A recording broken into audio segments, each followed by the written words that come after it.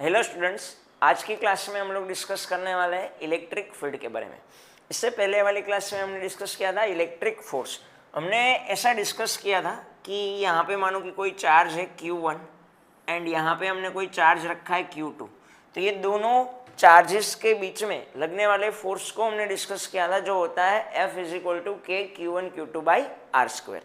आज की क्लास में हमें ये डिस्कस करना है कि ये फोर्स जो लग रहा है वो कैसे लग रहा है। ठीक है, तो अगर मैं बात करूं, अगर मैं ये जो चार्ज है Q1 उसको मैं बोल दूं कैपिटल Q एंड ये जो चार्ज है Q2 उसको मैं बोल देता हूं स्मॉल q। इसका मतलब कैसे समझना है, देखो कैपिटल Q यानी एक चार्ज ऐसा है जिसका मैग्नीट्यूड ज़्यादा है, काफ़ी ज़्यादा है, एंड स्मॉल q यानी एक ऐसा चार्ज है जिसका मैग्नीट्यूड काफ़ी कम है। ओके, ये मैग्नीट्यूड में काफ़ी ज़्यादा है, ये मैग्नीट्यूड में काफ़ी कम है। मानो कि मैं यहाँ पे माइनस का साइन कर दूं, अब ये दोनों चार्ज के बीच में लगने वाला जो फोर्स होता है, हमें पता है दो टाइप के फोर्स हमने डिस्कस किए थे, attractive force and repulsive force. तो यहाँ पे हमें पता है कि एक पॉजिटिव चार्ज हो एक नेगेटिव चार्ज हो, तो वो दोनों चार्जेस के बीच में जो भी लगने वाला फोर्स होता है वो एट्रैक्टिव फोर्स होता है, राइट। तो यहाँ पे मुझे ये बताइए कि कौन किसको अट्रैक्ट करेगा। मैंने आपको पहले ही बोल दिया कि कैपिटल Q का मैग्नीट्यूड ज़्यादा है, स्मॉल q का मैग्नीट्यूड कैसा है, कम है, और इन दोनों के बीच में एट्रैक्टिव फोर्स लगने वाला है। तो मुझे ये बताइए कौन किसकी तरफ अट्रैक्ट होगा, कैपिटल Q क्या स्मॉल q की तरफ अट्रैक्ट हो जाएगा या स्मॉल q कैपिटल Q की तरफ अट्रैक्ट हो जाएगा। ठीक है, तो सीधी सी बात तो यही है कि इसका मैग्नीट्यूड ज़्यादा है, मैग्नीट्यूड ज़्यादा है तो ये स्मॉल q को क्या कर लेगा, उसकी तरफ अट्रैक्ट कर लेगा। ठीक है, तो कैपिटल Q क्या करने वाला है, स्मॉल q को उसकी तरफ अट्रैक्ट करने वाला है। तो अट्रैक्ट करने के लिए कैपिटल Q चार्ज के पास कुछ तो होगा जिससे वो सामने वाले चार्ज को क्या कर रहा है, अट्रैक्ट कर रहा है। तो जो चीज़ है सामने वाले कैपिटल Q के पास, जो वो सामने वाले चार्ज को अट्रैक्ट कर रहा है, उसको हम कहते हैं उसकी इलेक्ट्रिक फील्ड। क्या कहते हैं हम उसकी इलेक्ट्रिक फील्ड। आप ऐसा इमेजिन कर सकते हो कि ये कैपिटल Q है, उसके सराउंडिंग क्या होता है, उसकी इलेक्ट्रिक फील्ड होती है, जिसके जो रीजन में आपने मानो यहाँ पे कोई भी चार्ज को रखा है, नेगेटिव चार्ज को, तो यूं करके डायरेक्ट उसको क्या कर लेगा, अट्रैक्ट कर लेगा। समझ में आई मेरी बात। जैसे स्पाइडरमैन का वेब होता है, ठीक है, जैसे कोई चीज़ को अट्रैक्ट कर लेता है, तो यहाँ पे भी ऐसे इलेक्ट्रिक फील्ड है। अगर आपने ऑपोजिट चार्ज को रखा है तो वो अट्रैक्ट कर लेगा। अगर मानो यहाँ पे आपने रिपल्सिव चार्ज को रखा होता तो वो क्या कर देगा, उसको यहाँ पे रिपल कर देता। ठीक है, तो इलेक्ट्रिक फील्ड यानी हुआ क्या, इलेक्ट्रिक फील्ड यानी कोई भी चार्ज की कोई दूसरे चार्ज को अट्रैक्ट या रिपेल करने की कैपेसिटी। ये जो कैपिटल Q होता है ना, जिसका मैग्नीट्यूड ज़्यादा होता है, उसको हम कहते हैं सोर्स चार्ज। क्या कहते हैं उसको हम, सोर्स चार्ज।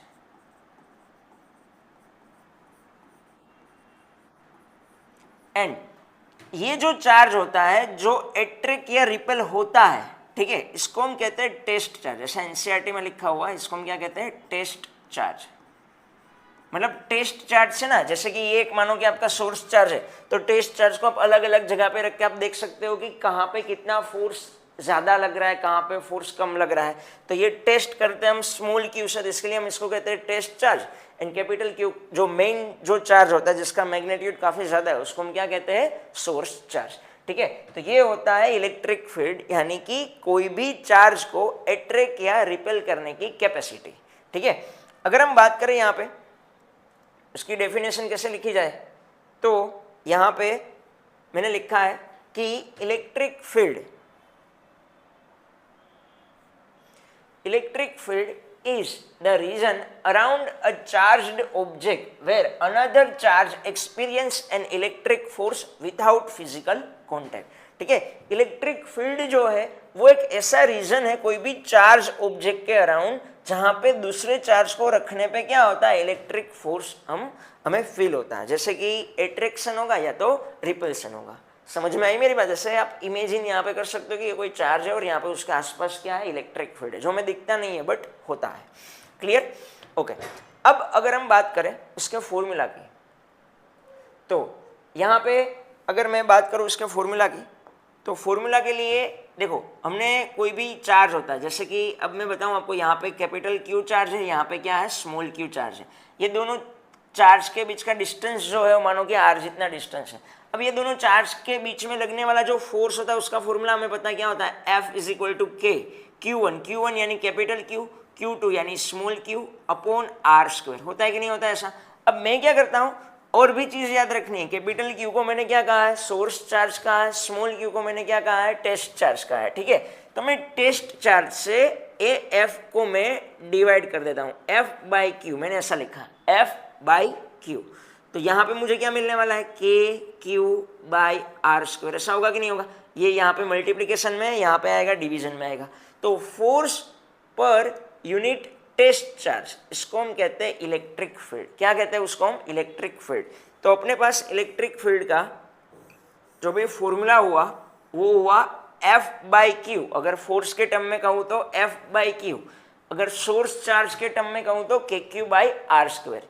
ये कोई भी पॉइंट चार्ज की इलेक्ट्रिक फील्ड फाइंड करने का क्या है, फॉर्मूला है। क्या ये F is equal to K Q by R square, अगर फोर्स के टर्म में लिखना हो तो एफ बाई क्यू। अगर हमें इसका अगर वेक्टर फॉर्म लिखना हो, ठीक है, ये तो मैंने लिखा स्केलर फॉर्म लिखा है, तो वेक्टर फॉर्म लिखना हो तो E vector of R vector, ऐसा एनसीईआरटी में लिखा है, या आप ई वेक्टर ऐसे डायरेक्ट भी लिख सकते हो, ठीक है। इसका मतलब क्या हुआ कि कोई पर्टिकुलर फिक्स सोर्स चार्ज के लिए आपकी इलेक्ट्रिक फील्ड जो है वो आर के साथ वेरी होती है। किसके साथ वेरी होती है, डिस्टेंस के साथ वेरी होती है, ठीक है। यहाँ पे है कोई एक ये फिक्स क्यू के लिए, ठीक है, ये आपको पता क्या है, कूलम कांस्टेंट है, ये फिक्स क्यू के लिए आपकी इलेक्ट्रिक फील्ड जो है वो आर स्क्वायर के साथ कैसे प्रोपोर्शन में है, इनवर्सली प्रोपोर्शन में है, ठीक है। तो यहाँ पे ई ऑफ आर यानी electric field is depend on distance R, कोई फिक्स चार्ज के लिए।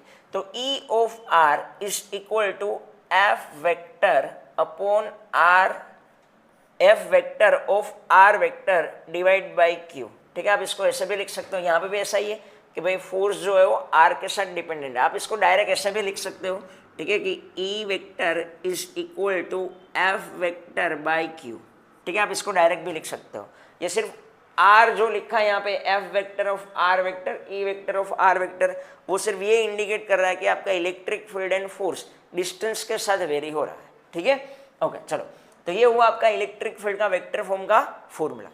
अब अगर हमें ये वाला फॉर्मूला लिखना है वेक्टर फॉर्म में, तो आप इसको ऐसे लिख सकते हो, E vector is equal to K Q by R square. हमें पता है यहाँ से हमें क्या मिलने वाला है, मैग्नीट्यूड मिलने वाला है। अब मैंने आपको इससे पहले वाली क्लास में जब कूलम लॉ का वेक्टर फॉर्म किया था, तब मैंने आपको बताया था वेक्टर के लिए क्या करते थे हम, यूनिट वेक्टर रख देते। तो ये क्या करता है, डायरेक्शन शो करता है, तो मैग्नीट्यूड एंड डायरेक्शन के साथ हमें क्या मिल जाएगा, वेक्टर मिल जाएगा, ठीक है। तो ये हुआ इलेक्ट्रिक फील्ड का फॉर्मूला। आपको इलेक्ट्रिक फील्ड के दोनों ही फॉर्मूला याद रखना है, काफी इंपॉर्टेंट है। अगर मैं बात करूं इसके यूनिट की, ओके, इलेक्ट्रिक फील्ड के यूनिट की अगर हम बात करें तो सोचो जरा क्या होगा इसका यूनिट। इलेक्ट्रिक फील्ड का यूनिट हमें बनाना है, तो ये रहा फोर्स, फोर्स का यूनिट क्या होता है, न्यूटन होता है, यस और नो। एंड क्यू, क्यू यानी चार्ज, चार्ज का यूनिट क्या होता है, कूलम। तो इसका यूनिट जो है वो हो गया न्यूटन पर कूलम, ठीक है। इसका डायमेंशनल फॉर्मूला आपको खुद से ट्राई करना है कि क्या होगा, जो एग्जाम में एमसीक्यू के लिए इंपॉर्टेंट हो रहे हैं, ठीक है। सेकंड चैप्टर में आप इसका दूसरा यूनिट देखोगे, अभी मैं बता रहा हूँ सेकंड चैप्टर में इसका हम कैसा आया वो डिस्कस करेंगे, वोल्ट पर मीटर, ठीक है। वो हम चैप्टर नंबर 2 में डिस्कस करेंगे कि ये वोल्ट पर मीटर कहाँ से आया है, ठीक है। तो इलेक्ट्रिक फील्ड का अभी आपको जो यूनिट याद रखना है वो कौन सा है, न्यूटन पर कूलम, जो यहाँ से डायरेक्ट आपको पता चल जाएगा, ठीक है। तो ये जो है वो आपका फॉर्मूला हुआ इलेक्ट्रिक फील्ड का। इलेक्ट्रिक फील्ड का कोई भी पॉइंट चार्ज की इलेक्ट्रिक फील्ड का फॉर्मूला होता है के क्यू बाई आर स्क्वायर, ठीक है। डिस्टेंस के स्क्वायर के इनवर्सली प्रोपोर्शन में एंड चार्ज के डायरेक्ट प्रोपोर्शन में है। दूसरा फॉर्मूला की बात करें तो होगा एफ बाई क्यू। आपको याद रखना है कैपिटल क्यू यानी सोर्स चार्ज जिसकी आप इलेक्ट्रिक फील्ड फाइंड कर रहे हो, एंड स्मॉल क्यू यानी हुआ आपका टेस्ट चार्ज, जो आप अलग अलग जगह पे रख के चेक करोगे कि कहाँ पे सोर्स चार्ज की इलेक्ट्रिक फील्ड कितनी आती है, ठीक है। चलो, तो ये हुआ इसका फॉर्मूला। अब अगर हम बात करें आगे,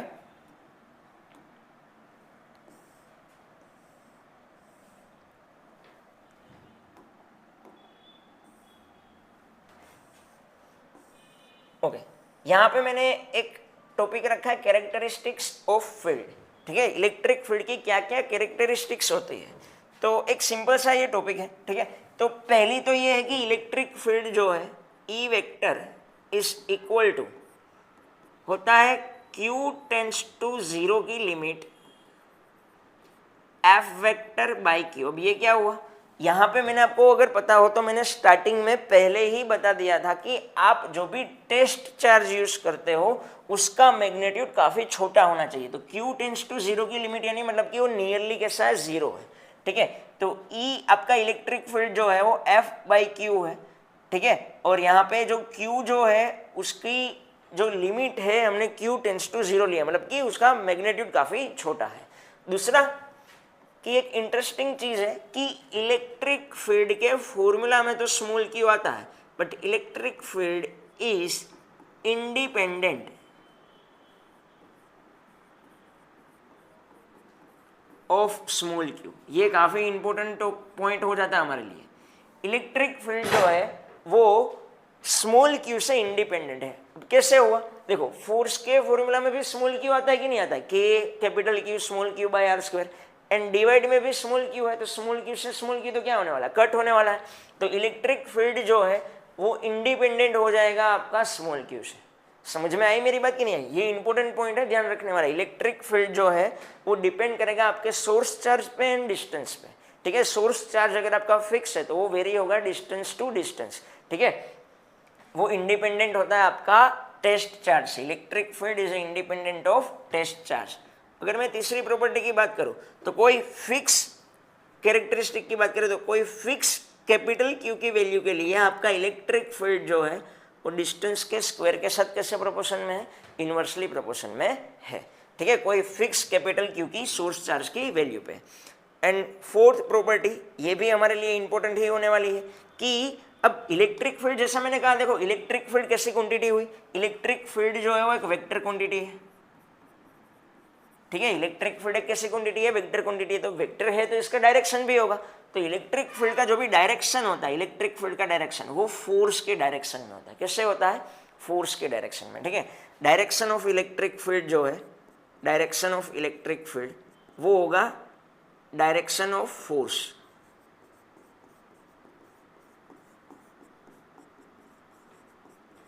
ठीक है। इलेक्ट्रिक फील्ड का जो भी डायरेक्शन होने वाला है वो फोर्स के डायरेक्शन में ही होगा, ठीक है। फिफ्थ पॉइंट, ये भी काफी इंपॉर्टेंट होने वाला है हमारे लिए कि अपने पास दो टाइप के चार्ज होते हैं, ठीक है। एक होता है पॉजिटिव चार्ज, एक होता है नेगेटिव चार्ज। तो पॉजिटिव चार्ज की याद रखना, पॉजिटिव चार्ज जो होता है उसमें से फील्ड लाइन बाहर निकलती है ऐसे, ठीक है। पॉजिटिव चार्ज में से फील्ड लाइन जो है वो ऐसे बाहर की तरफ निकलती है सभी रीजन पे ऐसे। एंड नेगेटिव चार्ज की फील्ड लाइन जो है वो एंटर होती है। अब सीधी सी बात है, ये वेक्टर क्वांटिटी है तो इसके पास क्या होगा, डायरेक्शन भी होगा, ठीक है। तो पॉजिटिव चार्ज है तो इसमें से फील्ड लाइंस जो है वो बाहर निकलेगी। अगर नेगेटिव चार्ज है तो उसमें फील्ड लाइन क्या होने वाली है, एंटर होने वाली है, ठीक है। तो ये चीज़ आपको ध्यान रखनी है कि इलेक्ट्रिक फील्ड एक वेक्टर क्वांटिटी है, इसका डायरेक्शन जो होने वाला है वो फोर्स के डायरेक्शन में ही होने वाला है। दूसरी चीज़ की इलेक्ट्रिक फील्ड जो इंडिपेंडेंट होता है टेस्ट चार्ज से। एंड यहाँ पे एक और चीज़ ध्यान में रखने जैसी ये है कि पॉजिटिव जो चार्ज होता है उसमें से फील्ड लाइन बाहर की तरफ निकलती है एंड नेगेटिव चार्ज में फील्ड लाइन जो है वो एंटर होती है। क्लियर हुई मेरी बात यहाँ तक, ठीक है। यहाँ पे भी मैंने वही लिखा है,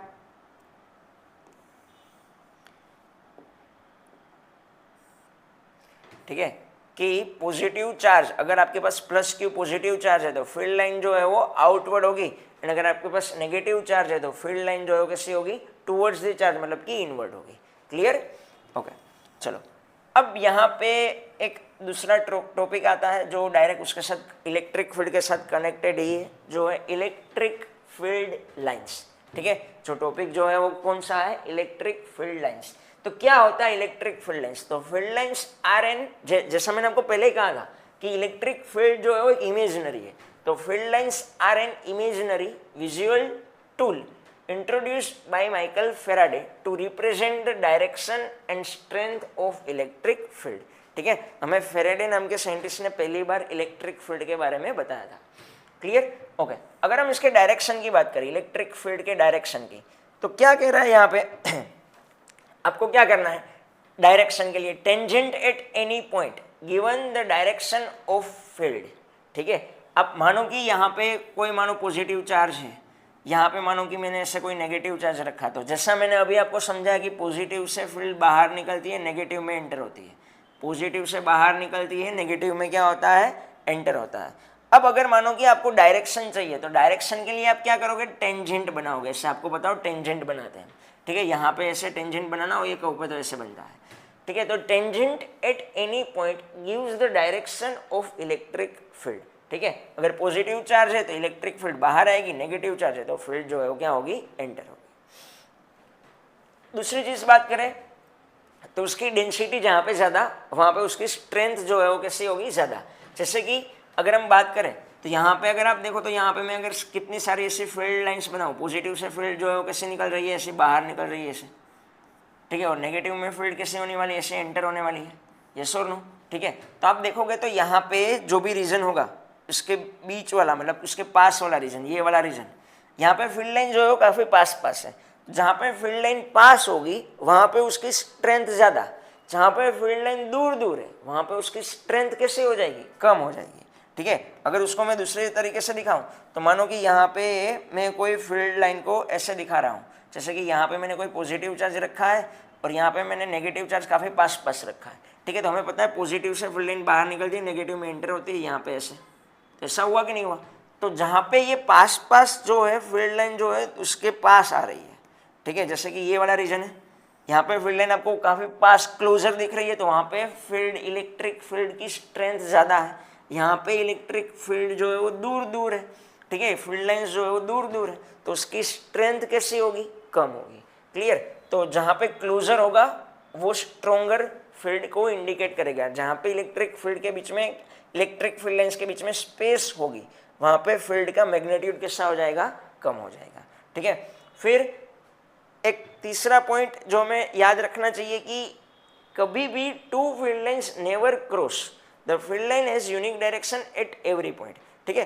कभी भी दो फील्ड लाइन ना इंटरसेक्ट नहीं होगी, ठीक है। ऐसे फील्ड लाइन जैसे जा रही है तो ऐसे ऐसा कभी नहीं होगा कि एक फील्ड लाइन ऐसे जाए एंड दूसरी फील्ड लाइन की अगर हम बात करें तो ऐसे जाए, ऐसा कभी भी नहीं होगा।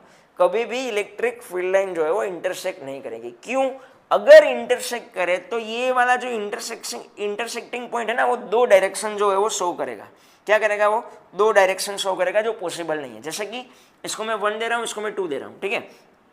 तो पहले वाला जो भी कर्व है उसका अगर आप देखो तो टेंजेंट ऐसे बनेगा, दूसरे वाले कर्व का अगर आप टेंजेंट बनाने जाओ तो ऐसे बनाएगा।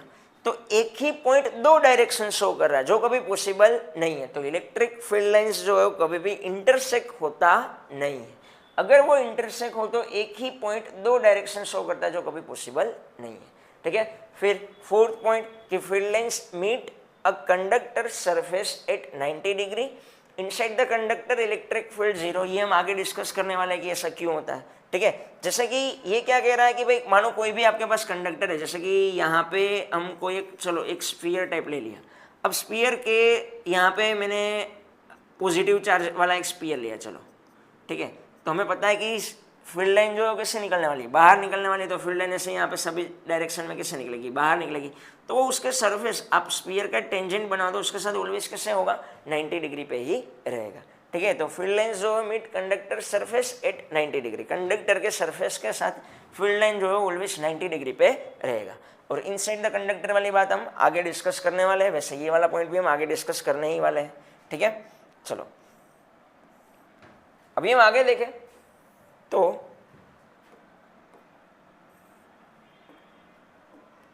चलो, तो यहाँ पे एक इम्पोर्टेंट पॉइंट हो जाता है हमारे लिए, और ये जो पॉइंट है बोर्ड की एग्जाम में आता भी है 2 मार्क्स के क्वेश्चन के लिए, ठीक है। तो यहाँ पे आपको अच्छे से समझना है ये पॉइंट को, ये मोस्ट आईएमपी पॉइंट हुआ हमारे लिए। क्या है? प्रॉपर्टीज ऑफ फील्ड लाइन, ठीक है। प्रॉपर्टीज ऑफ फील्ड लाइन, किसकी प्रॉपर्टी हमें डिस्कस करनी है? इलेक्ट्रिक फील्ड लाइंस की हमें प्रॉपर्टी डिस्कस करनी है, ठीक है। चलो, तो यहाँ पे पहली प्रॉपर्टी है कि field line start from positive charges end end at negative charges. Field line जो है वो स्टार्ट होगी पॉजिटिव चार्ज से एंड एंड होगी नेगेटिव चार्ज पे, ठीक है। अब इसको थोड़ा सा मैं अगर ड्रॉ करके दिखाऊं तो मानो कि यहाँ पे पॉजिटिव चार्ज रखा है, यहाँ पे नेगेटिव चार्ज रखा है। तो जैसे मैंने आपको समझाया था, पॉजिटिव से फील्ड लाइन्स कैसी आती है, बाहर आती है, नेगेटिव में क्या होती है, एंटर होती है। तो यहाँ से पॉजिटिव से फील्ड लाइन ऐसे बाहर आएगी, नेगेटिव में एंटर होगी, पॉजिटिव से बाहर आएगी, नेगेटिव में एंटर होगी, पॉजिटिव से बाहर आएगी, नेगेटिव में एंटर होगी। तो देखो ये field line start from positive charge, start हुआ पॉजिटिव चार्ज से end end at negative charge. तो नेगेटिव चार्ज पे क्या हो गया, एंड हो गया। हुआ कि नहीं हुआ, ठीक है। फिर आगे दे रखा है if is a single charge, ये तो दोनों चार्ज थे। अगर मानो कि सिंगल चार्ज है, मानो कि अकेला पॉजिटिव चार्ज है, अकेला नेगेटिव चार्ज है, मे स्टार्ट और एंड एट इनफाइनाइट, या तो इनफाइनाइट से स्टार्ट होगा या तो इनफाइनाइट पे एंड होगा। कैसे भाई, ये भी मैंने आपको बता दिया। कैसे बताया मैंने, कैसे देखो, जैसे कि यहाँ पे पॉजिटिव चार्ज है तो मैंने कहा इलेक्ट्रिक फील्ड लाइन ऐसे बाहर निकलती है, तो ये स्टार्ट होके इनफाइनाइट तक गई, ये स्टार्ट होके कहाँ तक गई, इनफाइनाइट तक गई।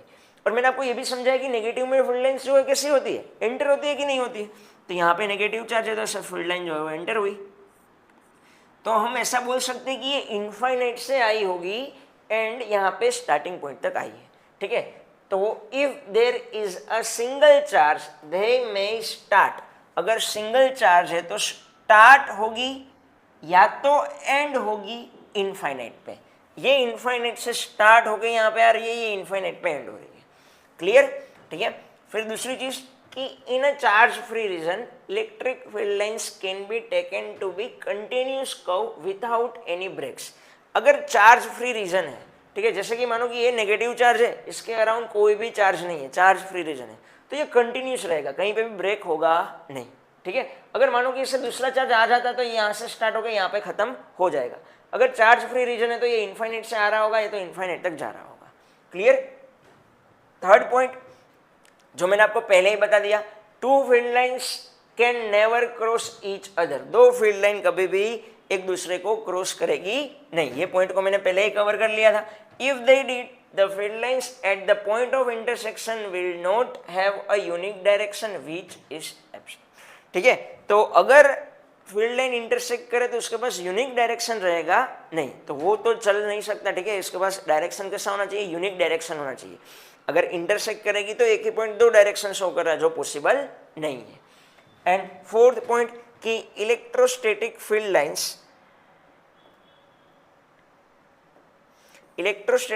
Lines do not form any close loop. ठीक है, ये भी एक इंपॉर्टेंट बात हुई नोट करने जैसी। इलेक्ट्रिक फील्ड लाइंस जो है वो कोई क्लोज लूप बनाता नहीं है। जैसे आपने 10th में पढ़ा होगा मैग्नेटिक फील्ड लाइंस, जैसे मानो कि ये एक मैग्नेट है, ये नॉर्थ पोल हुआ, ये साउथ पोल हुआ। आपको पता होगा ये नॉर्थ से फील्ड लाइन बाहर निकलती है, साउथ में क्या होती है, एंटर होती है, ये सो नो। फिर आपको ये भी पता होगा कि साउथ से अंदर की तरफ जो डायरेक्शन है वो साउथ से नॉर्थ की तरफ होता है। तो ये आप ध्यान से देखो तो ये पूरा एक क्लोज कर्व बना। ठीक है, कौन सा, मैग्नेटिक फील्ड लाइंस। अगर हम इलेक्ट्रिक फील्ड लाइंस की बात करें तो electrostatic field lines do not form any close loop. ये क्लोज लूप नहीं बनाएगी, ये सिर्फ जाएगा, वापस बाहर नहीं आएगा। ठीक है, ये सिर्फ इसके अंदर जाएगा, फिर ऐसा नहीं होगा कि नेगेटिव से बाहर निकल जाए। ठीक है, ऐसा होने वाला नहीं है। तो इलेक्ट्रोस्टैटिक फील्ड लाइंस जो है वो कोई क्लोज लूप बनाती नहीं है। ठीक है, ये वाला जो टॉपिक है हम चैप्टर नंबर 2 में डिस्कस करने वाले हैं। क्लियर। तो ये था हमारा electric field and electric field lines. अब नेक्स्ट क्लास में हम लोग डिस्कस करने वाले हैं इलेक्ट्रिक डाइपोल के बारे में।